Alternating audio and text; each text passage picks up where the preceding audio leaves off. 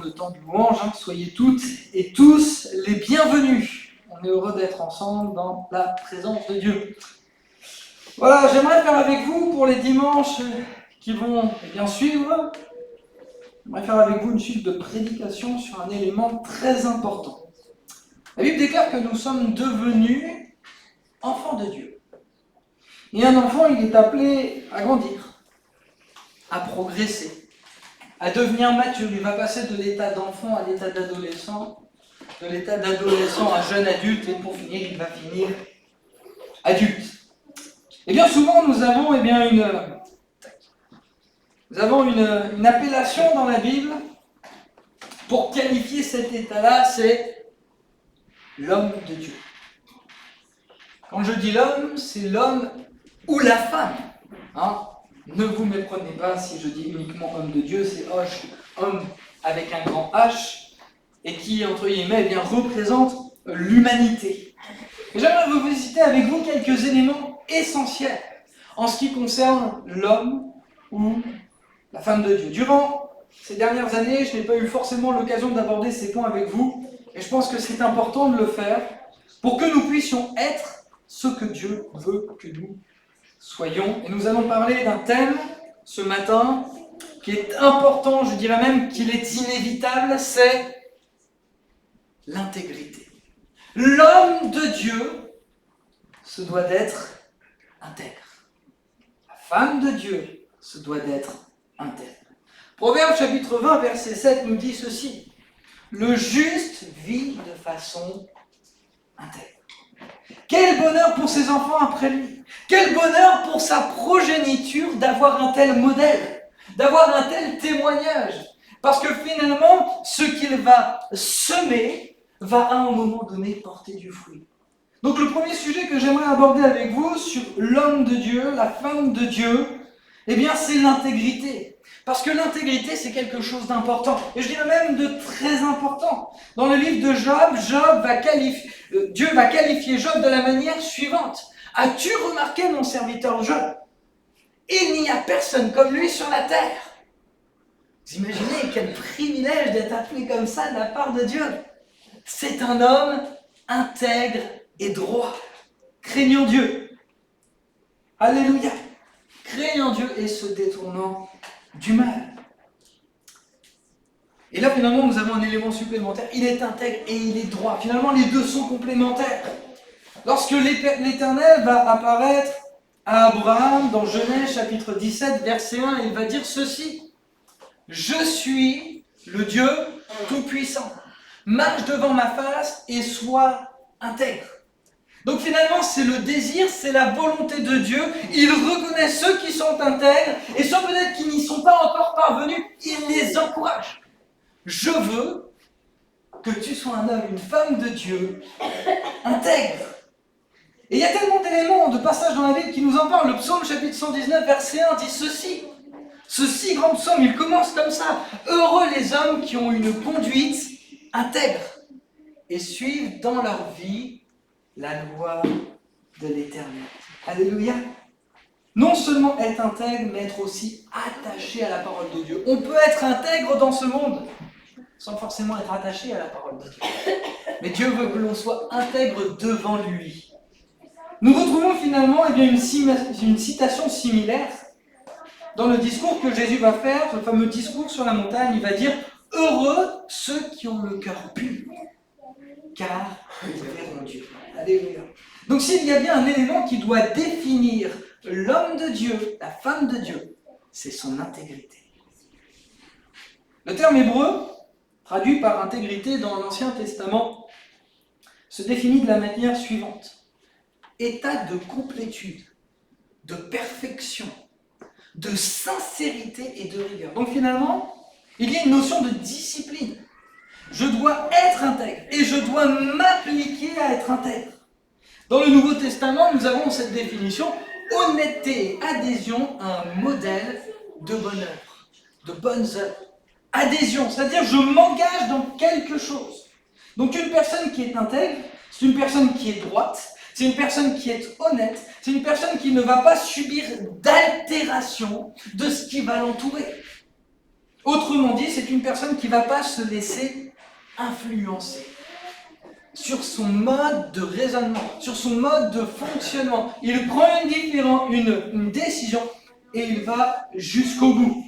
Si nous prenons les antonymes, c'est-à-dire le contraire, eh bien de ce mot intègre, nous avons le mot corruption, iniquité, compromis, malhonnêteté. Moi j'aime cette définition dans le dictionnaire, état d'une chose demeurée intacte. Elle n'a pas subi d'altération. C'est la totalité d'une chose. Dieu est intègre. Genèse chapitre 1, au commencement était Dieu. Et dans cette même, commencement de la parole de Dieu, nous avons finalement les trois qui sont présents. La parole prononcée de Dieu, nous avons l'esprit qui se moue au niveau des eaux, et nous avons Dieu en tant que créateur, Dieu en tant que Père. Ils sont un, ils sont unis, ils sont intègres. Et nous-mêmes, nous devons être un avec les choix et les décisions que nous avons prises. Alléluia. Être intègre, c'est quelqu'un qui reste un avec Dieu, qui reste un avec ses choix, avec ses décisions, et notamment sur celle qu'il a prise de suivre Jésus. Lorsqu'on rencontre une personne intègre, ça se ressent. Vous êtes d'accord? Ça se ressent. Je vais vous citer deux personnes. Ma prédication sera peut-être un petit peu différente de ce que j'ai l'habitude de faire, mais au moins, c'est bien aussi le changement. Je vais vous présenter deux personnes dans notre monde contemporain actuellement. Le premier, c'est Lance Armstrong, un cycliste professionnel. Il a été vainqueur du Tour de France 7 fois. De 93 à 2011, il a couru. Il n'a fait que ça. Il s'est arrêté en 96 parce qu'en 96, il a eu un cancer. Il a été nommé miraculé, il s'est remis de ce cancer. En 98, il va reprendre les courses. Et de 98 à 2005, en France, il va gagner donc 7 fois le Tour de France. Il va être nommé champion du monde, etc., etc. Après sa retraite, en 2011, il va être accusé de dopage. Est-ce une personne intègre? Non. En 2013, il va reconnaître qu'il n'a pas été clean sur toute la ligne. C'est pas un exemple d'intégrité. Pourquoi? Parce qu'il a été corrompu. Vous comprenez? Il n'a pas été un avec l'engagement qu'il avait pris. Quand vous êtes cycliste professionnel, vous signez des papiers pour dire que vous n'allez pas vous doper, que vous allez respecter les règles. Et finalement, eh bien, il a fini par tricher. La conséquence, c'est qu'on va lui retirer ses titres de victoire. Et notamment dans un des médias, on va l'appeler le héros déchu. C'est terrible de perdre son intégrité. L'intégrité, c'est une chose à laquelle il faut qu'on s'attache. Le deuxième personnage que je vais citer, c'est Billy Graham. Vous devez le connaître. Qui ne connaît pas Billy Graham? Ok. Je m'occupe de vous après. Non, je rigole. Le plus important, c'est de connaître Jésus. Ne vous inquiétez pas. Donc je ne sais pas si vous l'avez connu, mais beaucoup ont entendu parler de lui, et pendant un temps on l'a même appelé le pasteur des États-Unis d'Amérique. Lorsqu'il y a eu la fameuse destruction de la Watchtower, c'est lui qui a été appelé à prêcher pour les États-Unis. Enfin bref, c'est un truc de fou. Et donc c'est un homme qui a toujours été clean dans sa relation avec Dieu. Aucun scandale, ni moral, ni financier, aucun abus de pouvoir, aucune manipulation. Il n'a jamais tiré avantage de cette gloire qu'il aurait pu tirer, notamment avec les médias, etc. Fidèle avec sa femme, fidèle à ses engagements. C'était un homme qui était intègre. Et il l'a été jusqu'au bout. Il est mort tard d'ailleurs. Il a vécu un âge âgé et il a été intègre. Cet homme, Billy Graham, a dit ceci. C'est la colle, en parlant de l'intégrité, qui maintient toute notre façon de vivre. Nous devons constamment nous efforcer de maintenir notre intégrité intacte. Et combien plus quand on est enfant de Dieu, on a besoin de maintenir notre intégrité intacte. Pourquoi? Parce que c'est notre témoignage. Parce que c'est la façon dont les autres vont nous voir. Billy Graham dira ceci aussi. Si nous perdons de l'argent, nous n'avons rien perdu. Si nous perdons la santé, nous avons perdu un peu quelque chose. Si nous perdons notre intégrité, nous avons tout perdu. Tout perdu. Je l'ai cité dimanche dernier, mais il y a ce passage dans 1 Jean chapitre 4, verset 17, qui dit ceci. Tel il est, tel nous sommes. Jésus était intègre, Dieu était intègre. Enfin, Jésus, c'est Dieu de toute manière. Nous sommes appelés à être intègres. Fidèles à ce que nous avions prévu de faire. Fidèles comme Jésus a été fidèle et aller jusqu'au bout comme Jésus est allé jusqu'au bout. Alors on va faire un petit test de connaissance et je vais vous citer plusieurs personnages. Et vous allez me dire s'ils ont été intègres ou pas. Si vous ne les connaissez pas, c'est pas grave, vous relirez la Bible, ça fait toujours du bien. Alléluia. Paul a-t-il été un homme intègre? Évidemment. Et vous pouvez parler, il n'y a pas de souci. Diotrephe a-t-il été un homme intègre?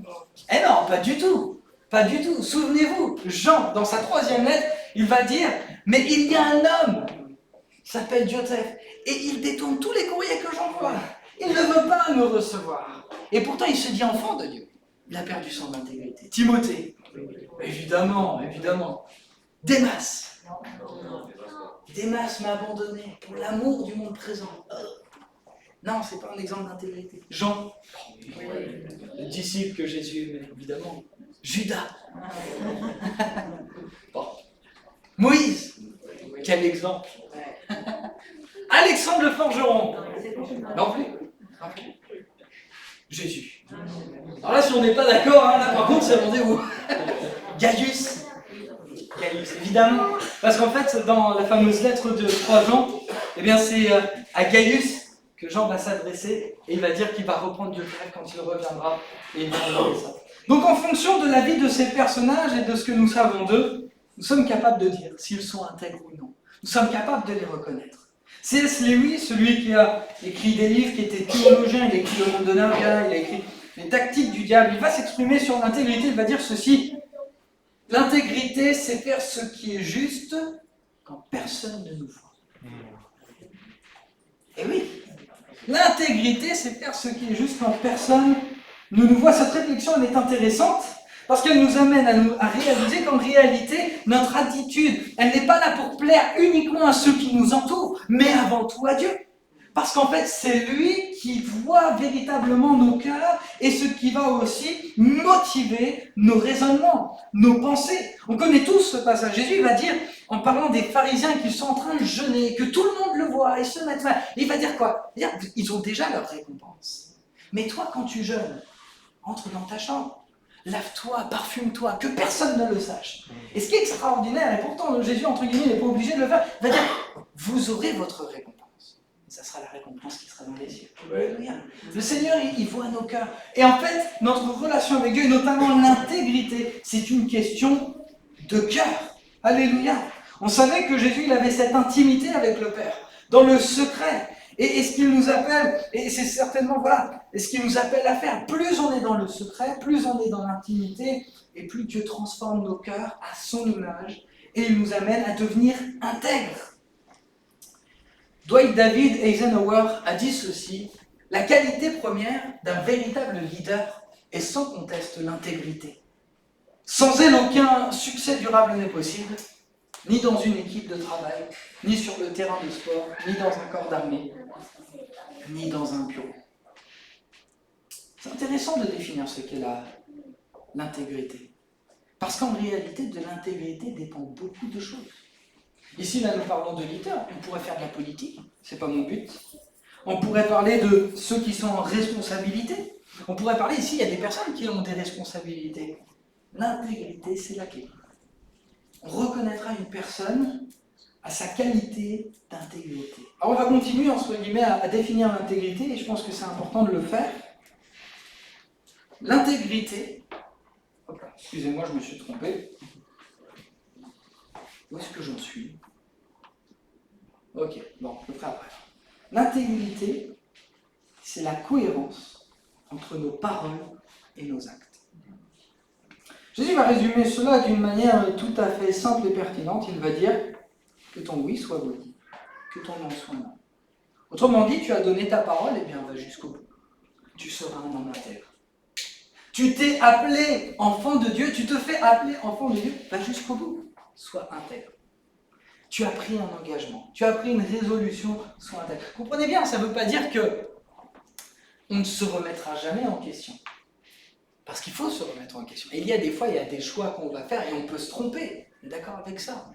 Mais néanmoins, il faut que notre attitude soit cohérente entre ce que nous disons et ce que nous faisons. Une autre définition sur l'intégrité, c'est être fidèle à soi et au système de valeurs basé sur la foi en Christ. Il y a un passage dans la Bible qui dit que si on a honte de Jésus, si on a honte de Dieu, il aura honte de nous. Donc peu importe le lieu, peu importe dans quelles circonstances je suis, je ne dois pas remettre en question qui je suis. Je ne dois pas remettre en question ce pourquoi je me suis engagé, je suis intègre, je suis droit, je dois rester fidèle aux engagements que j'ai pris vis-à-vis de Jésus. Je suis fidèle à mes engagements. Il est beaucoup plus facile de rentrer dans le compromis lorsque nous sommes face à des personnes qui, entre guillemets, ne partagent pas nos valeurs. Pour pouvoir, entre guillemets, se mêler à tout le monde et faire comme tout le monde. Mais finalement, c'est peut-être là aussi que le Seigneur nous attend. C'est d'être capable de dire que nous pensons différemment. Parce que nous avons un système de valeurs qui est basé sur la parole de Dieu. Moi, je me souviens, lorsque je me suis converti, ça a été assez radical. J'étais dans un milieu où je travaillais dans le bâtiment en tant que maçon, et les hommes, non, il n'y avait que des hommes dans cette entreprise, ils avaient une façon de parler. Et si on voulait se mêler et, entre guillemets, ne pas avoir de problème, il fallait parler comme eux. Et le jour où je me suis converti, j'ai dû faire un choix. J'ai dû parler autrement. Mais en fait, je n'ai pas dû parler autrement parce qu'on m'a demandé de le faire, mais parce que Jésus avait changé mon cœur, comprenez? Et là, il y a un choix à faire. Qu'est-ce que tu fais? Tu restes fidèle à qui? Tu veux plaire aux hommes? Tu veux plaire à Dieu? Comprenez? C'est ça l'intégrité. C'est être fidèle et être droit dans tout ce que l'on fait. En fonction des personnes face à qui on est, on reste unis avec ce que je dis, ce que je fais, et je suis fidèle aux valeurs. Hop là. Alléluia. Socrate dira ceci. Eh ben non, je me suis planté dans mon truc. Tac, tac, tac. Ah voilà, c'est ça. Donc en fait, j'avais quelques temps de retard. La véritable grandeur, c'est d'être ce que nous paraissons être. C'est intéressant parce que il y en a qui vont porter des masques. Ils paraissent être, mais ils ne le sont pas. Il y en a beaucoup plus que ce qu'on peut penser. Le Seigneur veut que l'on soit ce que l'on dit. Donc d'une certaine manière, l'intégrité, elle s'oppose à la réputation. Parce que la réputation, elle se base sur ce que les autres pensent de moi. Sur ce que les autres disent de moi. Tandis que l'intégrité, c'est ce que je suis au fond de moi. Alléluia. Ce que je suis, personne ne me voit. Donc finalement, l'intégrité, c'est ce que je suis de manière invariable. Souvenez des mots invariables en cours de français? Là, je fais appel à votre... ça doit dater, je sais pas moi, du CM1 ou CM2 en ce qui me concerne. Ce sont des mots qui ne changent pas. Ni genre, ni nom. Ils ne changent pas. Et je pense que nous sommes appelés, nous aussi, à être invariables. Ce que tu dis, tu le fais, tu vas jusqu'au bout. Alléluia. Finalement, si nous nous arrêtons sur ce qu'est l'intégrité, on se rend compte que le niveau est très élevé. Et c'est ce que Jésus-Christ nous demande. Le Seigneur veut nous aider dans ce domaine-là, tout comme il va encourager Abraham à être un homme intègre. Mon frère, ma sœur, sois intègre. Sois un avec ce que tu as déclaré. Alléluia. Ce jour où tu t'es placé devant les hommes et les femmes, où tu as témoigné devant Dieu, devant Satan et ses démons, mais aussi devant les hommes. C'est ça le témoignage.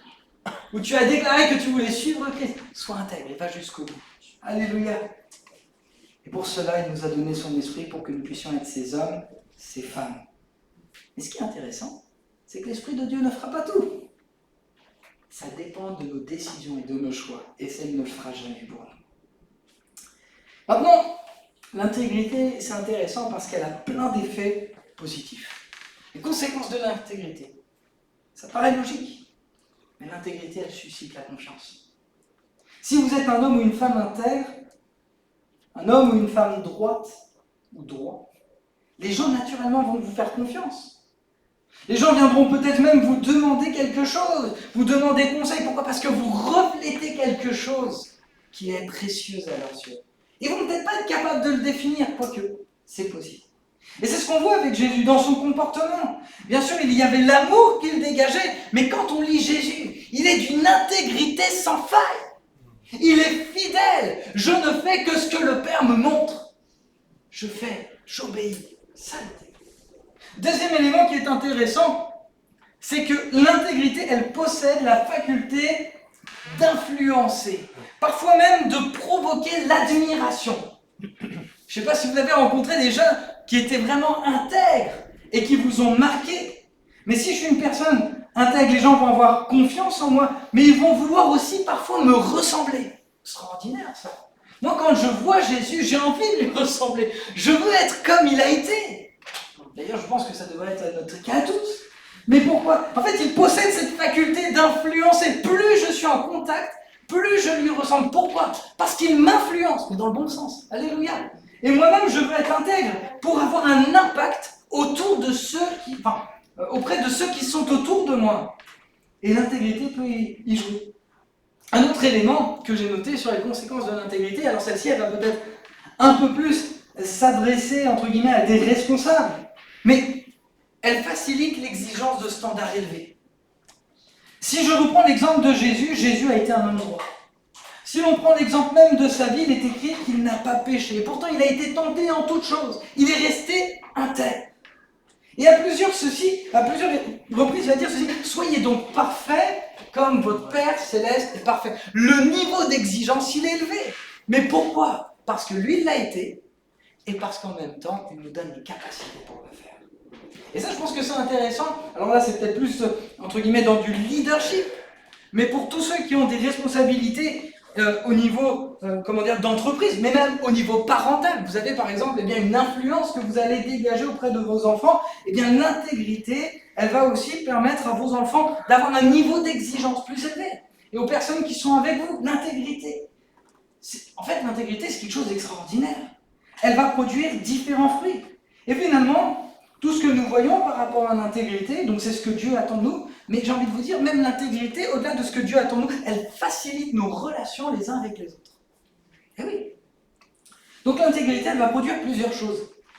Elle produit une solide réputation. Alors comprenez bien, je ne reprends pas, et je ne suis pas en train de me contredire avec ce que je suis, mais si mon témoignage, il est vrai, on ne parle pas de réputation, on parle de ce que je suis, alors, finalement, les hommes, les femmes autour de moi, vont avoir une bonne opinion de moi, et je vais peut-être, par la cohérence de mes actes et de ce que je dis, leur parler de Dieu de manière claire. Si j'ai, entre guillemets, dit des choses que je ne le fais pas, et que je leur témoigne de Christ, on pourra remettre en question mon témoignage. Il faut qu'on soit cohérent. Donc elle produit une solide réputation, elle va produire l'exemplarité et aussi la crédibilité. Ce sera certainement une chose que l'on attaquera souvent en ce qui concerne les chrétiens. C'est leur intégrité. Certains seront prêts à tout, même à mentir sur vous pour remettre en question votre intégrité, pour vous faire dévier, pour attaquer, entre guillemets, votre témoignage, votre réputation. Ce qu'on va faire avec Jésus. Jésus, il est dans le Sanhédrin. Alors déjà, ça se passe à une période, même au niveau temporaire, où le Sanhédrin devait être fermé. Donc déjà, on voit que c'est pas tout à fait clair, cette histoire. Et il va y avoir des personnes qui vont témoigner contre lui. Et il y a un truc qui est extraordinaire avec Jésus, c'est qu'il ne va pas répondre. Et vous savez pourquoi il ne répond pas? Parce qu'il sait qui il est. Personne ne peut le faire douter sur son intégrité. Vous savez, une fois, j'ai vécu une situation qui était relativement dramatique, où une personne, par l'art de la manipulation, m'a fait douter de mon intégrité. C'était terrible. Ça, c'est une chose dont j'ai horreur. Bon, déjà, qu'on me fasse passer pour quelqu'un que je ne suis pas, mais en plus de ça, qu'on s'attaque à mon intégrité, c'est quelque chose que je ne supporte pas. Et j'étais mal. Et je me suis présenté devant Dieu. J'ai prié. J'étais en train de pleurer tellement j'étais mal. Le Seigneur m'a donné de revêtir ses lunettes. Et il m'a montré comment lui me voyait. Et là, ce que je veux juste te dire, c'est qu'il faut qu'on sache qui on est en Christ. Pour que même au moment où on va nous attaquer sur notre intégrité, on ne vacille pas, mais on sache qui on est véritablement. Jésus savait qui il était intègre. Et on est appelé à être comme Jésus. Alléluia. Jésus connaît son identité, il n'a rien à se reprocher. J'ai même envie de vous dire, Jésus il dira, mais c'est mon Père qui est dans les cieux qui juge. Et tout ce que vous faites de toute manière, tout ce que vous faites, c'est parce que le Père vous l'a permis, c'est tout. C'est tout. Maintenant, l'intégrité, c'est un fruit qui est long à mûrir. L'intégrité, elle ne nous tombe pas dessus comme ça. L'intégrité, elle se bâtit aussi en fonction de la révélation et de la relation que nous avons avec le Seigneur. Parce qu'il y a des choses qui, pour moi, lorsque je me suis converti, n'étaient pas tout à fait claires. Bien sûr, le Seigneur me convainc de péché, de jugement, de justice. Et il me montre, on va dire, dans les traits principaux, les choses qui avaient peut-être besoin d'être changées. Mais néanmoins, avec le temps, c'est aussi en lien avec la sanctification, il travaille de manière précise. Et il est en train de, de préciser ma façon de percevoir aussi l'intégrité. Plus je suis proche de lui, plus je veux lui plaire, plus il me partagera ses désirs et plus je serai intègre. L'intégrité, c'est le résultat de toute une vie de disciple, mais aussi de discipline pour demeurer honnête dans toutes les situations de notre vie. Et des fois, c'est pas évident, parce qu'on passe par des moments qui sont difficiles. Et c'est comme si le diable nous tendait une petite opportunité pour nous faire dévier de l'intégrité. Donc finalement, l'intégrité, c'est une question d'identité, mais aussi une question de foi, de faire confiance au Seigneur. Seigneur, je veux rester intègre. Autrement dit, je ne veux pas rentrer dans les... Et je veux te faire confiance. Alléluia. Souvent, j'ai cité ce passage pour parler de la guérison intérieure. On pourrait aussi le voir. Eh bien, dans cet aspect de l'intégrité, garde ton cœur plus que toute autre chose, car de lui viennent les sources de la vie. C'est veille sur tes choix, veille sur tes décisions, veille aussi sur ton intégrité.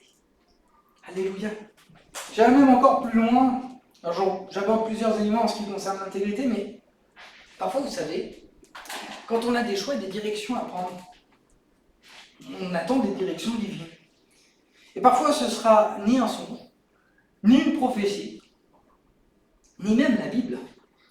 Ce sera l'intégrité qui va me guider. Proverbe chapitre 11, verset 3. L'honnêteté, et en hébreu, on peut le comprendre par intégrité, guide les hommes droits. Intéressant, hein? Mais les tricheries des gens infidèles les mènent à la ruine. Proverbe 11, 5. La justice de l'homme à terre lui fait prendre le droit chemin. Il y a des fois, il n'y a pas besoin de révélation. Si je suis un homme intègre et qu'on me propose deux situations, et qu'il y en a une qui est dans les clous, il y en a une qui ne l'est pas, il n'y a pas besoin de prier et de demander à Dieu pour savoir quelle direction prendre. Je suis un homme intègre, je suis un homme droit, je n'ai pas besoin de prier, je sais ce qu'il faut faire. Alléluia. Frères et sœurs, aujourd'hui plus que jamais, Jésus cherche des hommes et des femmes intègres. Des hommes, des femmes qui sont droits. Des hommes, des femmes qui vont jusqu'au bout de leur engagement. J'irai même plus loin en vous disant ceci, plus que jamais, notre société, nos contemporains ont besoin d'hommes et de femmes qui sont intègres. D'hommes et de femmes qui ne vont pas renier. Alléluia, ce pourquoi ils se sont engagés. Ce pourquoi ils ont donné leur vie à Jésus-Christ. Dans la Bible, il est écrit ceci, ayez en vous les sentiments qui étaient en Jésus-Christ. Philippiens chapitre 2, verset 5. Et dans 1 Jean chapitre 4, l'apôtre Jean dira ceci, tel il est, tel nous sommes. Il est intègre. Il est notre modèle d'intégrité. Frères et sœurs, soyons des hommes et des femmes intègres, jusqu'au bout.